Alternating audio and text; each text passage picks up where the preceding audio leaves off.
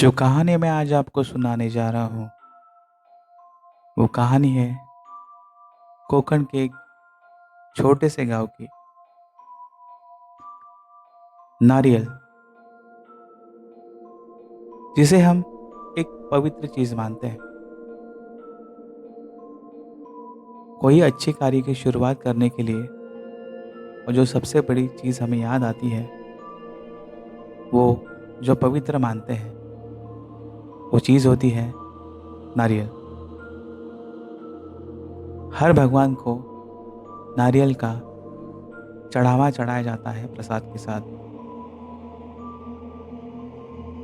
पर बहुत कम लोग ये जानते हैं कि जैसे नारियल पवित्र होता है,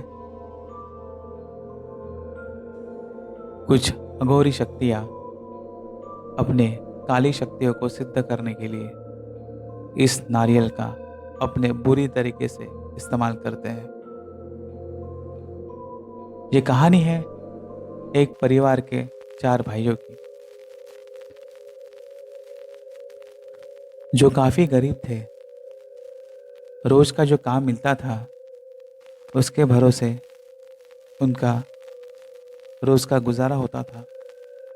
कभी कभी तो रोज का काम मिलता ही नहीं था, तभी बेचारे भूखे ही सो जाते थे, क्योंकि ना खाने के लिए अन्न था, ना खर्च करने के लिए पैसे।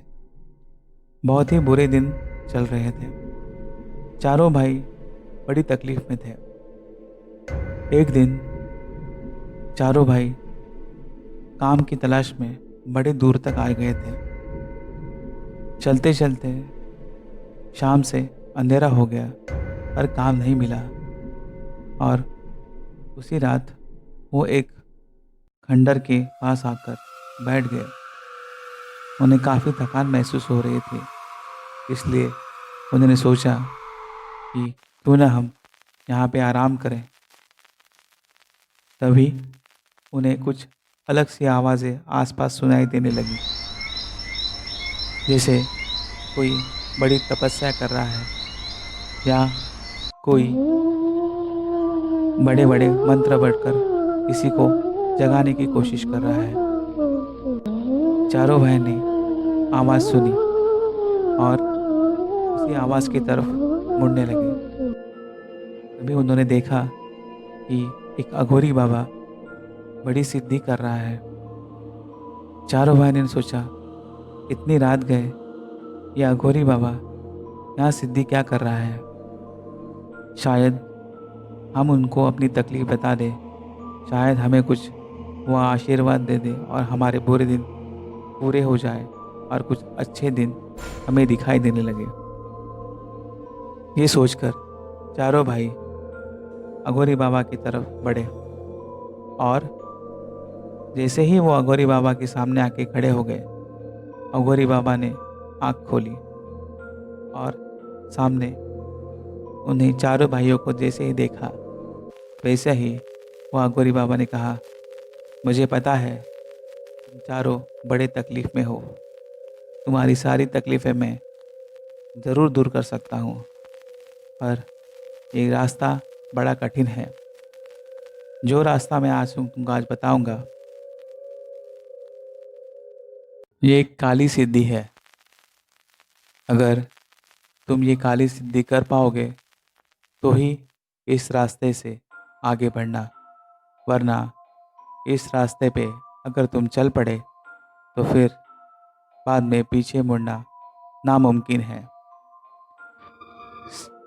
चारों भाइयों ने सोचा कि वैसे ही ये ज़िंदगी हमारी निफल है, हमें कुछ मिलता ही नहीं इन ज़िंदगी से। क्यों ना ये बाबा की बात मानकर ये जो तकलीफ़ से छुटकारा पाने का वो उपाय बता रहे हैं वो हम अपनाएं। चारों भाइयों ने हाँ बोला कि हम कुछ भी करने के लिए तैयार हैं। हमारे बुरे दिन हमसे दूर भागने चाहिए। जो भी आप बोलेंगे हम करने के लिए तैयार हैं। अघोरी बाबा ने कहा, एक बार फिर सोच लो, ये काली शक्ति की पूजा है। अगर तुम इसमें चूक गए तो तुम्हारा सर्वनाश हो जाएगा। चारों भाइयों ने हाँ कहा। तभी अघोरी बाबा ने अपने झोले में से जो सिद्ध किया हुआ था काली शक्तियों से एक काला नारियल निकाल के उन चारों भाइयों के सामने रख दिया। उन्होंने कहा कि नारियल काली शक्तियों का राजा मानते हैं। अगर इसकी पूजा, इसकी सिद्धि तुमने रोज़ सुबह शाम की और तुम जो भी चाहते हो कि तुम्हारी हर मुराद जैसे भी चाहते हो ये पूरी करेगा। पर शर्त यह है, इसकी सिद्धि और इसकी पूजा खंडित होनी नहीं चाहिए। अगर इसकी पूजा खंडित हो गई तो जितना तुम्हें मिला है वो सब चला जाएगा और तुम्हारा सर्वनाश हो जाएगा। चारों भाइयों ने अघोरी बाबा की बात मानी और वो नारियल लेकर अपने घर चले आए। जैसे ही अघोरी बाबा ने कहा था वैसे ही सुबह शाम उन्होंने उस नारियल की पूजा जोर शोर से शुरू कर दी थी। जैसे ही पूजा करने के बाद 2 या 4 दिन गुजरे होंगे, वैसे ही शहर से उन्हें उनके एक संबंधी का फ़ोन आया और उन्हें कहा कि शहर में 2 सरकारी नौकरी मेरे पहचान से तुम्हें मिल सकती है। अगर इच्छा हो तो शहर चले आ जाओ। चारों भाई बड़े खुश हुए। उन्हें मन में सोचा, हमारी पूजा सफल हो रही है। चलो 2 भाइयों को तो नौकरी मिलेगी शहर में। 2 भाई शहर रवाना हो गए और 2 भाई जैसे अघोरी बाबा ने कहा था पूजा उन्होंने शुरू रखी थी।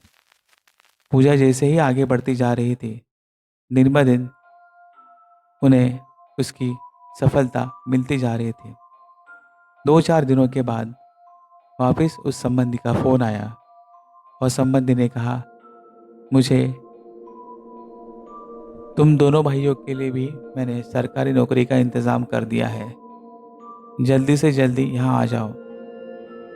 दोनों भाई इतने खुश हुए कि वो नारियल के बारे में सोचना ही भूल गए और सरकारी नौकरी की लालच में उन्होंने वहाँ से जाने का फैसला कर दिया। उन्होंने घर बंद करके शहर जाने का फैसला किया। दोनों भाइयों ने नारियल के बारे में जरा भी नहीं सोचा कि उसका आगे क्या होगा। अघोरी बाबा ने जो बात कही थी शायद वो ये भूल गए थे और वो शहर चले गए। वो घर भी बंद हो गया और नारियल भी उसी जगह पे रह गया। अघोरी बाबा ने उनके बात कही थी कि जिस जगह तुम इस नारियल को रखोगे वो नारियल की जगह कभी बदलनी नहीं चाहिए। अगर वो नारियल की जगह बदली तो सर्वनाश हो जाएगा और उनकी पूजा कभी खंडित नहीं होगी। ये हमेशा ध्यान में रखना। चारों भाई शहर जाकर वो नारियल की काली शक्तियों की कृपा से मालामाल हो गए थे, पर वो नारियल के बारे में पूरी तरह से भूल चुके थे। जैसे काली शक्तियों का अच्छा प्रकार होता है, वैसे ही कुछ बुरा प्रकार शुरू होने लगा था। चारों भाइयों की अचानक से एक एक करके एक्सीडेंट में मौत हो गई। ये उस नारियल का ही प्रभाव था। जब ही उसका एक अच्छा पहलू देखा, वैसे ही उसका बुरा पहलू शुरू हो चुका था और वो नारियल उसी जगह, उसी घर के अंदर रह गया था। पर उसकी पूजा जो खंडित हो गई थी वो शुरू नहीं हुई थी। इसलिए चारों भाइयों ने उनकी जो पूजा शुरू कर दी थी उसे पूरा करने के लिए कोई ना कोई वो नारियल को चाहिए था। थोड़े दिनों के बाद लोग उस घर के आसपास से गुजरते थे तो रात के समय वो घर के अंदर से अचानक से उजाला और अंधेरा दिखाई देता था। आसपास के लोग डरते थे, बोलते थे इस घर के अंदर तो कोई नहीं रहता, तो फिर इस घर के अंदर से उजाला और अंधेरा अचानक से कैसा दिखाई देता है। तभी गांव वालों ने उसके संबंधी को कहा कि ये घर में कुछ अलग सी चीज़ है जो रात को चमकती है। संबंधी ने गांव वालों की बात मानकर वो घर किराए पे देने का सोचा। एक पंडित को वो घर किराए में दे दिया गया। पंडित रोज सुबह शाम हर घर घर में जाकर मंदिर में पूजा पाठ करते थे और जो भी दक्षिणा मिलती थी वो घर के अंदर लटके हुए एक मटके में जाके रखते थे। रात को वो मटके के अंदर जैसे ही दक्षिणा रखते थे, सुबह होते ही वो मटका कहीं और किसी जगह पे लटका हुआ मिलता था। पंडित ये बात से बहुत हैरान हुआ करता था। घर के अंदर जब भी पंडित की पत्नी खाना बनाती थी, रोटियां जैसे ही बेलना शुरू कर देती थी और घर के चूल्हे के ऊपर डालती थी, एक एक करके सारी रोटियां गायब हो जाती थी। पंडित की पत्नी बड़ी परेशान थी वो सब चीज़ों से और उसने पंडित को कहा, इस घर के अंदर ज़रूर कुछ है जो हमें सताता है और हमें वो दिखाई नहीं देता। ऐसा सिलसिला थोड़े दिनों तक चला और पंडित और उसकी पत्नी डर के मारे उन्होंने वो घर छोड़ दिया। लोगों का कहना है कि आज भी वो घर बंद है और उस घर के आसपास भी कोई नहीं भटकता। जब भी कोई उस घर के आसपास भटकता है तो उसे उस घर के अंदर हमेशा उजाला और अंधेरा दिखाई देता है। वो घर के अंदर वो नारियल आज भी मौजूद है, किसी ऐसे इंसान की तलाश में जो आएगा और उसकी खंडित हुई पूजा पूरी करेगा और काली शक्तियों का वास फिर से शुरू हो जाएगा।